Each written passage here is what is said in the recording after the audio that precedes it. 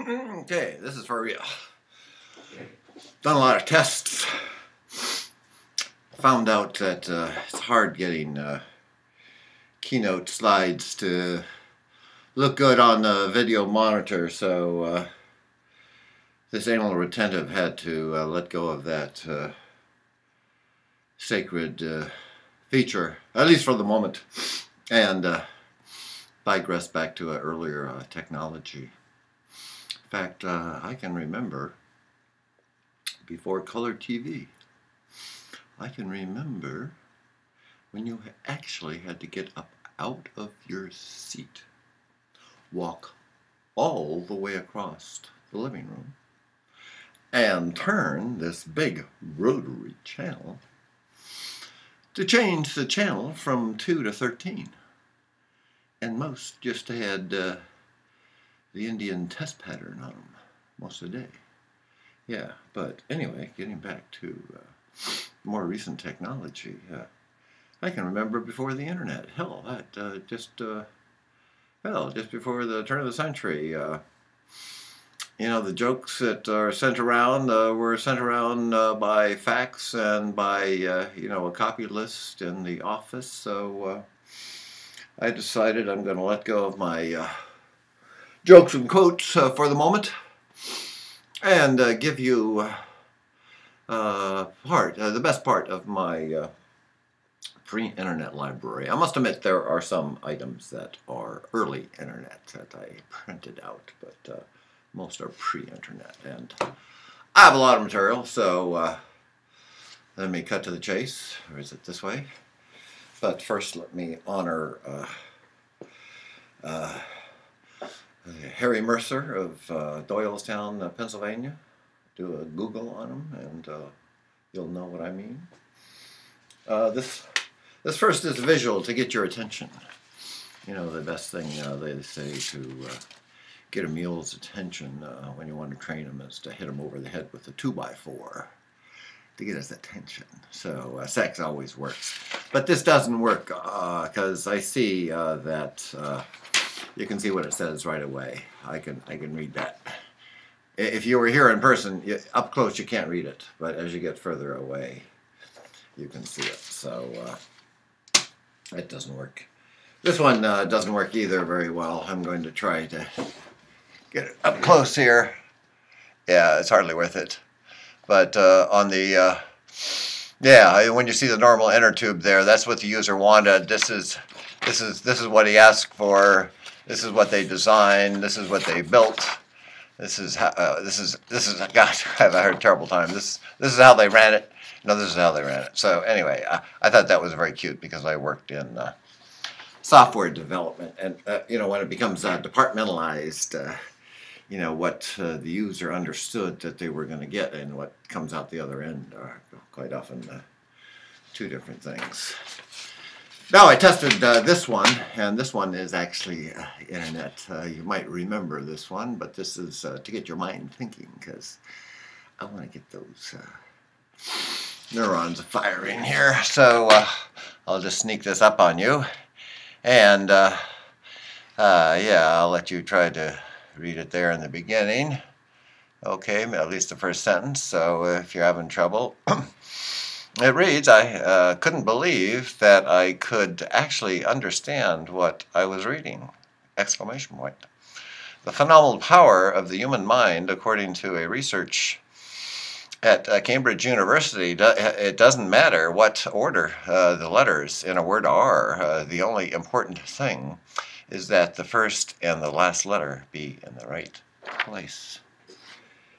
Yeah, that was quite easy to read. In fact, for its first spell check, some of my emails might look like that.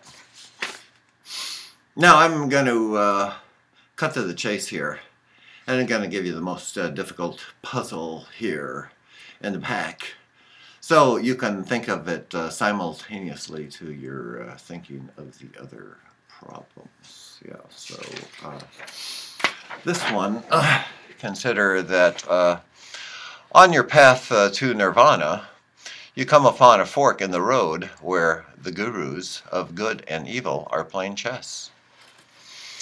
You know, both gurus are all-knowing, but only one speaks the truth while the other always lies.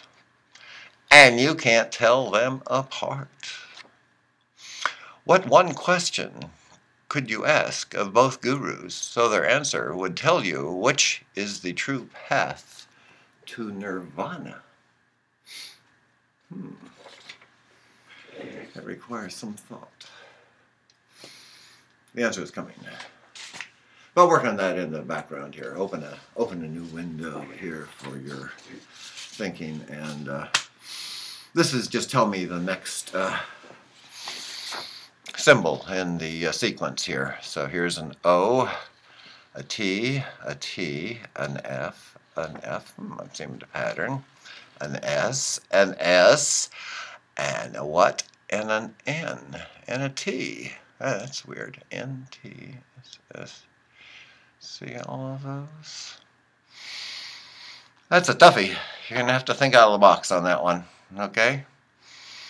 And I'll go slow here. So if you haven't got it by now, we'll go on to the next one, because the next one is similar to this one. And if you answer one, you can answer both. Now this one is, tell me the next symbol in the sequence. So these aren't common characters. So that looks like infinity. That looks like an M. That looks like a heart on a stand. That looks like a four-leaf clover. That looks like an M with a line through it. That looks like nothing. That looks like nothing. That looks like nothing. And then there's something there, and then there's a weird dealy down there on the bottom. Okay? Now if you don't see it, you're not going to see it, okay? And when I tell you the answer, if you don't have it, you're going to see it if you go back on the video, okay? So here's a big clue, okay? Okay, do you have it yet? So that was really started with 1. 1, 2, 3, 4, 5, 6, 7. So, ooh, come on. So, answer was 8. So you got both of those. And the symbols, if we go back to that, I won't make you rewind. Yeah, so that's simply 0 next to each other. So it's a mirror image, and that's 1, a mirror image, 2, a mirror image, 3, image, 4. The 4 and 5, 6. Once you think of mirror image and 7, they really stand out. So that was the cue there. Yeah.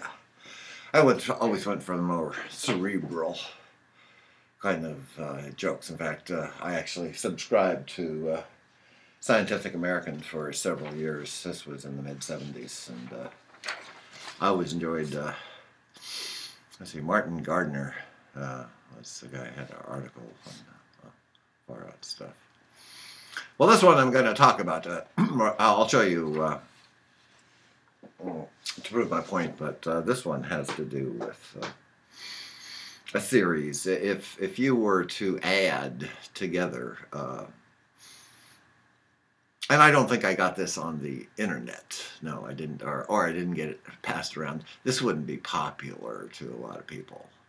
So this one I sort of snuck in as a plug for my big event called What's the Point? Dealing with, well, you'll have to watch it to find out. But anyway, back to the point here. If you had a series, if you're adding a series of numbers and you start with 1/2, and then you add to 1/2 1/4, and then you add to 1/4 1/8. So, and you go on to infinity. If you just think conceptually about what you're doing, you're taking a whole, 1, and you're first dividing it in half. So, and you're taking half of it. And then you're taking half of what remains, and you're doing the same thing. You're cutting it in half. So that's where you get 1/4. Yeah, then you have 1/4 left. And then you cut that in half, and you get 1/8. So just thinking about that, because you can infinitely cut numbers regressively, inwardly as far as outwardly. So one would think that you would end up with a number very close to 1. In fact, what they often say mathematicians is approaching 1. They don't say 1 usually. Well, no, not on this topic. So you could represent that as, let's say, 0.9999999 for infinity. So that would be the value of that. So here's the epiphany that if you don't realize that with just a little simple math, I can, or I should say algebra, I can decimate, your thinking here. So here's where we get. Go to the videotape. So here we have, 1/2 plus 1/4 plus 1/8. For on forever equals 0.999 forever. So we'll just say we don't know what 0.999, no, there's supposed to be 3 ellipses after that. We don't know what that equals, so we'll just say it equals x, an unknown, okay? That's legal. Now, we're just simply going to multiply both sides by 10. So then it's going to be 10x equals 9.9999 for infinity, okay? That's legal. Now we're going to subtract the same amount from both sides of the equation. And that's our original amount, x equals 0.9999 forever. Okay, and we subtract that out, and we get 9x equals 9. And then if we simply divide both sides by 9, we get x equals 1. So, lo and behold, the answer to that infinite series is not 0.9999. It's 1. And it's not approaching 1, or it's not almost 1. It's 1. It's exactly 1. So you have really an infinite series in a finite space. That's an interesting concept. Yeah. So I hope you're with me on that, because we're ready to ask those gurus a questione.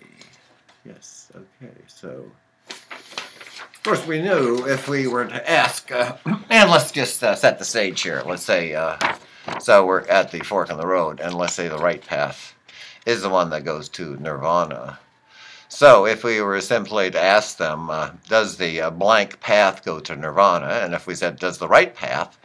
Of course, the good guy would tell us the truth and said, yeah, true, yeah, but the bad guy would say false, and then, yes, the other way, it would just be reversed. So, not knowing who's telling us the truth and who's telling us the false, we don't know the answer. I think we've snuck a peek to the key here. So, if we change the wording of that same question, and we say, what would the other guru say if I asked, does the blank path go to nirvana? Of course, now if I say right, if you think about it there, you'll end up getting 2 falses. And if you say to the left, you'll get 2 trues. So that's going to tell you. So you get 2 truths or 2 falses, you know which way to go. Something there. Just think about that. And honestly, I don't figure this stuff out. It's plain to me, and I remember the stuff that I like. So that's the challenging part.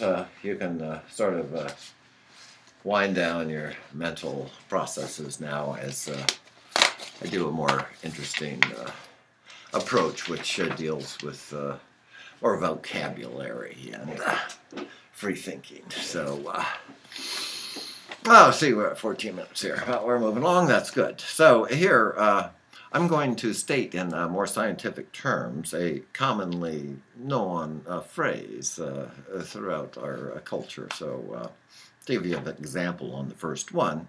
And I'll be a fast thinker, but a slow responder. So see if you can think of the answer before I give it. So if, for instance, on the first one, I say, scintillate, scintillate, asteroid minor, you would say, twinkle, twinkle, little star. Yes, of course. And I'll sort of time my responses based upon how hard I think they are. I'm not going to number them because I've marked some out that are difficult to pronounce and whose words I'm not familiar with either. You may be, I wasn't. Members of avian species possess similar plumage, tend to congregate. Birds of a feather flock together.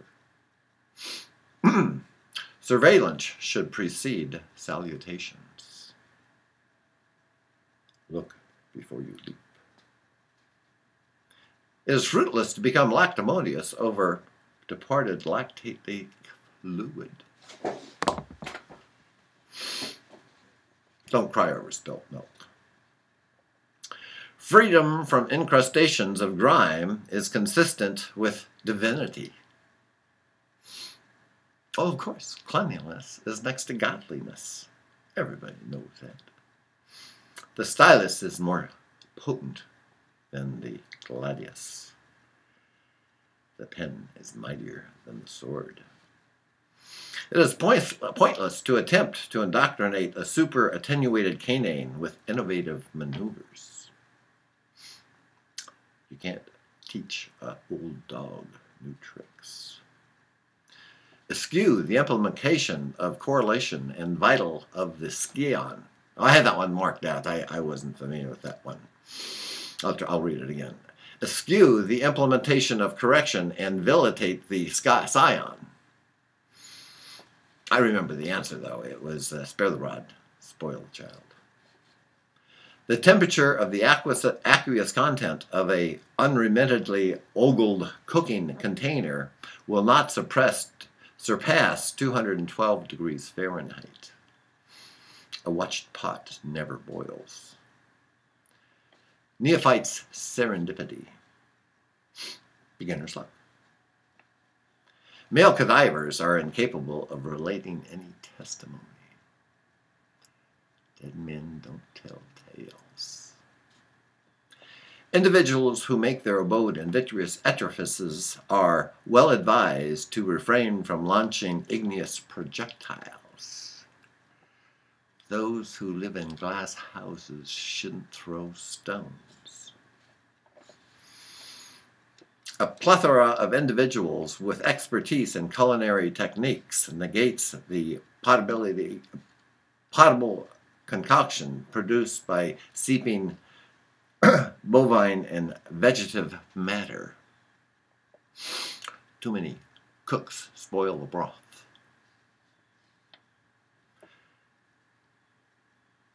Exclusive dedication to necessary chores without interlude of hedonistic diversions tends to render John a shallow fellow. All work and no play makes John a dull boy.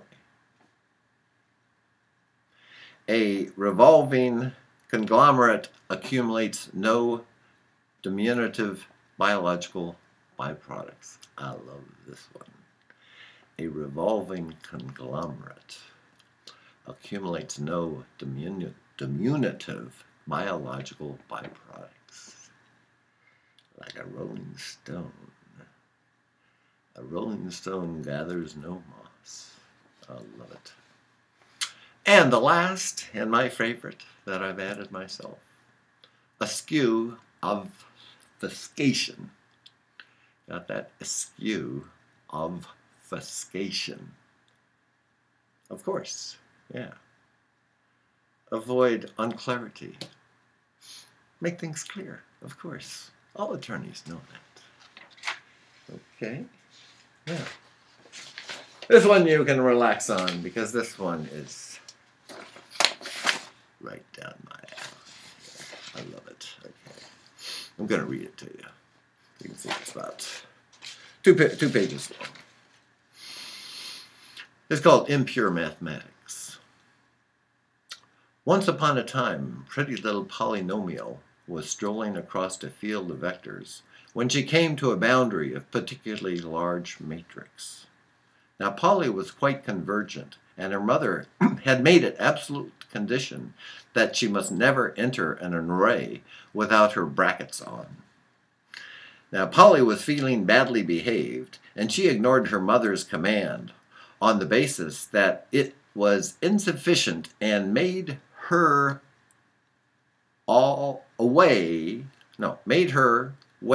in amongst the complex elements. Okay, back on track. Rows and columns closed in from her on all sides. Tangents approached her surfaces. She became tenser and tenser and tenser.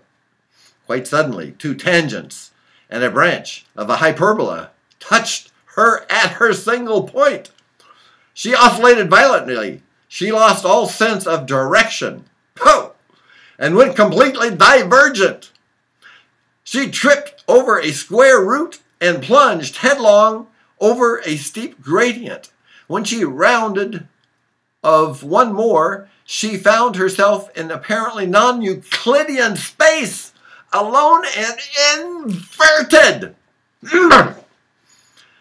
She was being watched, however, by the smooth operator, Curly Q, as his eyes devoured her curvilineal coordinates. A single expression came over his face.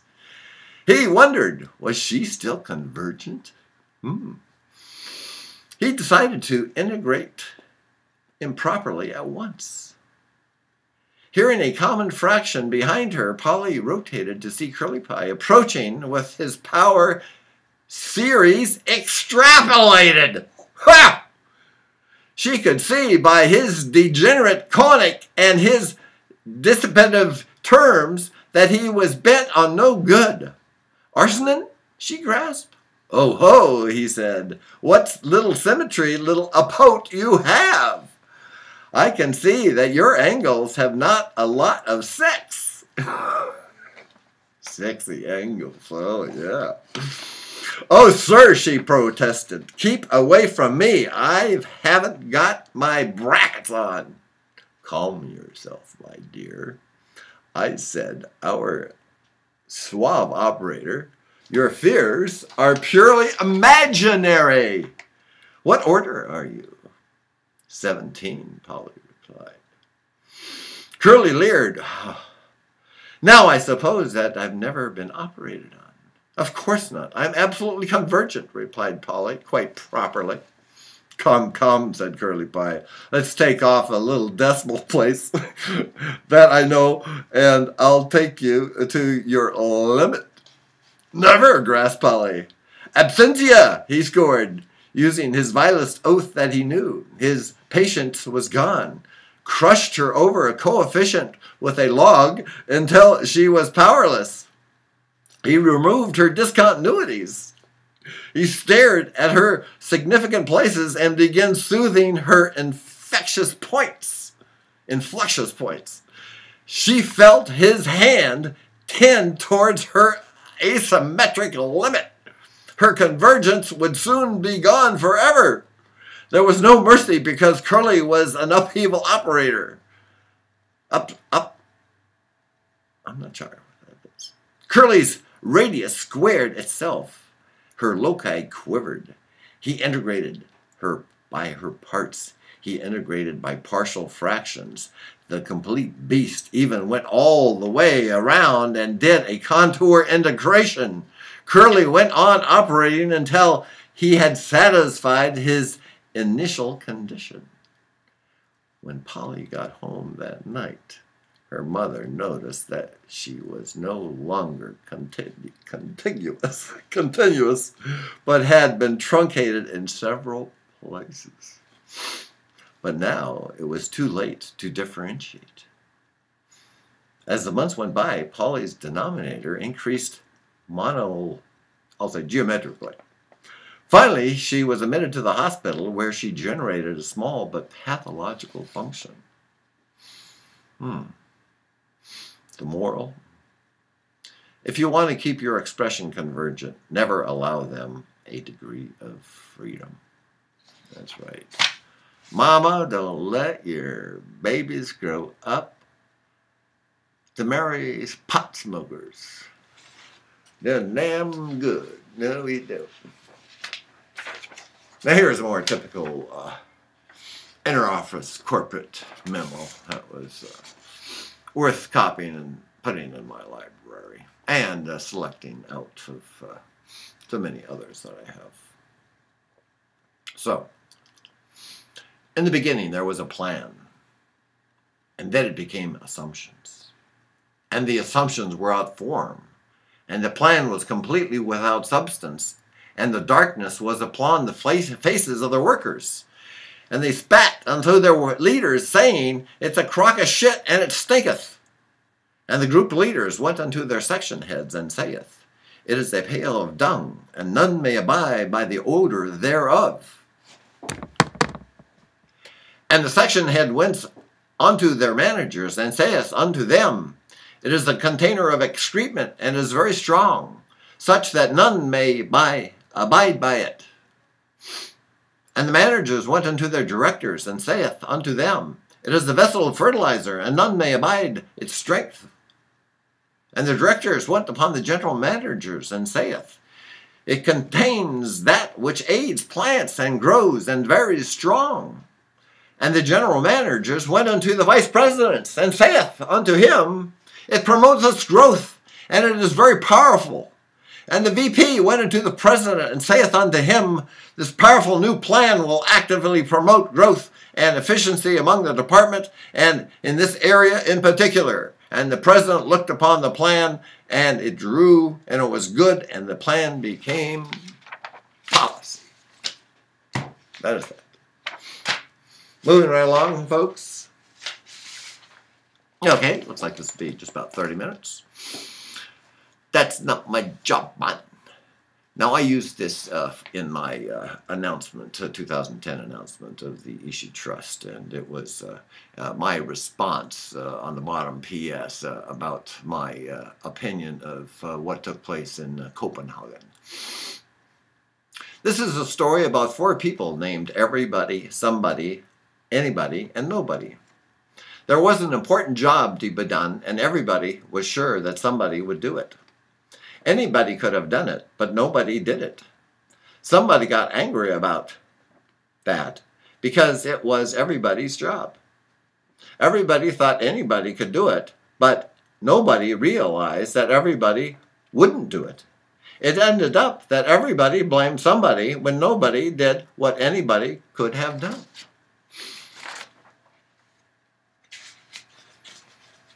Okay. Now, we're heading towards the closing chapter here of this presentation, so I'm going to give to you 2 of my favorite Christmas recipes. Yes, and this one, I hijacked the name. It came from my mother's library of recipes, and her name was 7-Layer Cookies. And I love that recipe so much. She made it for me so often. In fact, she made me a batch when I drove from California to New Jersey, and I know I finished them before I reached Las Vegas. I never told her that, though. Oh, very good. So, anyway, first let me tell you the ingredients. You can see it's a wonder. If I didn't tell you the name, Ken's Christmas Candy Bar Cookies. Yeah, it all starts with a K. So, 1/4 pound of butter, 1 cup of graham cracker crumbs. You know, they also make like Oreo crumbs, any kind of crumbs, but 1 cup, yeah. 6 ounces of chocolate chips, 6 ounces butter Scotch chips, 6 ounces of peanut butter chips, 1 cup walnuts and or pecan chunks, 1 cup of flaked coconut, and a 14-ounce can of condensed sweetened milk. So basically, you take and I'll just read it here because this makes it perfectly clear. Yeah. The above quantities are approximate, apportioned to taste. Finished height of cookie should be about 1 inch. The center will not bake completely if it's not if it's over 1¼ inches. Melt the butter and mix with the graham cracker crumbs in the bottom of a 9 by 13 buttered pan. Depth should be about 1/4 to 3/8 of an inch. A glass pan is best, as you can see the sides during baking. Spread the nuts, chips, coconut, and condensed milk evenly in that order. Now I might interject here, but put the coconut evenly on the top after everything, and when you pour that condensed milk, pour it very slowly and try to pour it over the complete top. Then bake at 400 degrees for approximately 20 minutes. The baking time and temperature is critical, and I'll say here, near the end, keep on watching. Try, if you can look through, don't try to open it, but watch it, and when it starts to bubble, especially in the middle, that's when it's done. Okay, okay. Watch closely. When done, cookies should start bubbling. And the sides become a golden brown. Don't let the sides become burnt. They get too hard then. Okay.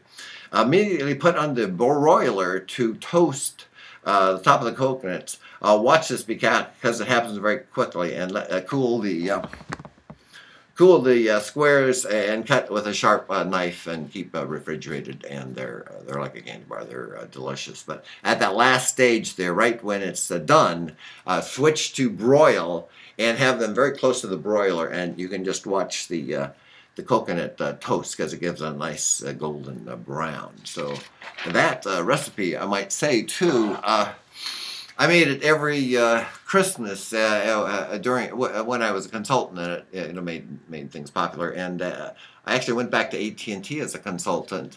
And during Christmas, it was a very big operation.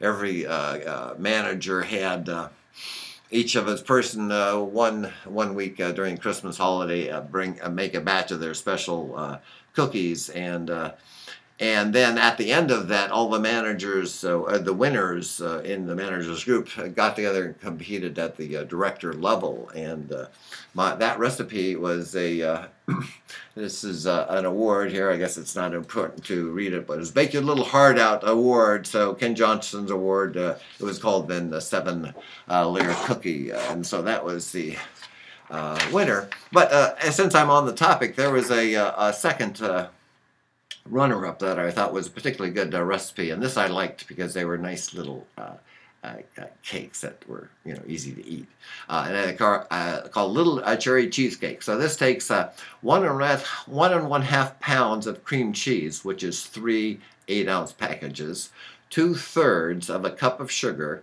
3 large eggs, 1 teaspoon vanilla, vanilla wafer cookies, Comstock canned cherry pie filling, and foil laminate cupcake liners. Now, what you do in a cupcake pan, place foil laminate cupcake liners and 1 vanilla cookie wafer in each cup. Mix all the above ingredients except the cookies until blended well. Spoon mixture into cupcake liner about 1/2 full. Bake at 350 for 15 to 20 minutes. Let cool and settle. Then add cherry topping. So these are really nice little Christmas treats there for people that have a sweet tooth. Okay. Now, I'm going to finish off with a couple items that I thought were funny and appropriate for baby boomers and people in my time era that can relate to the 60s, and if you can remember the 60s, hey, you weren't there. So here's some, and this is early internet email here that was particularly liking. This is, and let me get the so this is update song titles for baby boomers. So some artists from the 60s are revising their hits with new lyrics to accommodate baby boomers. Yeah. They include Herman's Hermits. I can remember this. This is 59-60. Mrs. Brown, You've Got a Lovely Walker. The Bee Gees. How Can You Mend a Broken Hip? Bobby Darin. Splish splash, I was having a flash. Long about a Saturday night. Ringo Starr. I get by with a little help from my depends. Roberta Flack. The first time I ever forgot your face. I love it.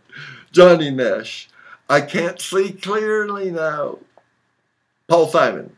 50 ways to lose your liver.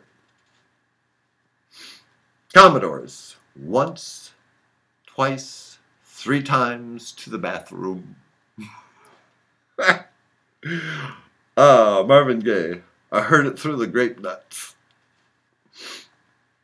Procol Harum. A wider shade of hair. Yeah, ain't that right, huh?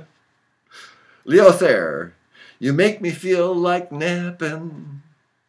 The Temptations. Papa's got a brand new kidney stone. ABBA. The Denture Queen. Elvis. Oh, I don't like that one. Dylan. Oh, wait, there's one more, yeah. So, Leslie Gore. It's my procedure, and I'll cry if I want to. And last, of course, Dylan, where'd he go? Here he is. Like a kidney stone. Like a rolling stone, like a kidney stone. Okay. Moving right along. Okay, yes, okay. So, before my conclusion, here's a poem that you've probably heard parts of. I've never heard it all the way through. But here it goes. It's entitled, I Can't Remember. And boy, can I relate to some of these items. Just a line to say I'm living, that I'm not among the dead. Though I'm getting more forgetful and mixed up in the head. I got used to my arthritis, to my dentures I'm resigned. I can manage my bifocals, but God, I miss my mind. For sometimes I can't remember when I stand at the front of the stairs, if I must go up for something, or if I had just come down from there. When I go down there, they can't remember why I went down there for. And before the fridge so often, my poor mind is filled with doubt. I have just put food away, or have I just come to take some out? And there's a time when it's dark, with my nightcap on my head.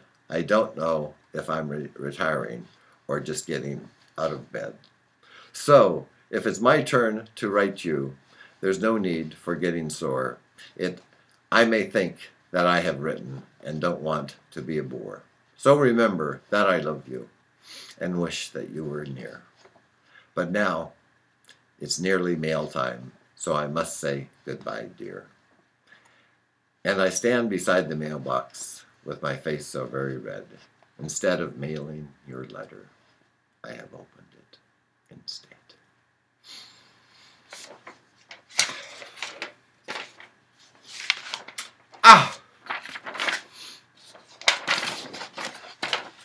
Okay, there we go. As you are, so once was I. As I am, so shall ye be. Prepare for death.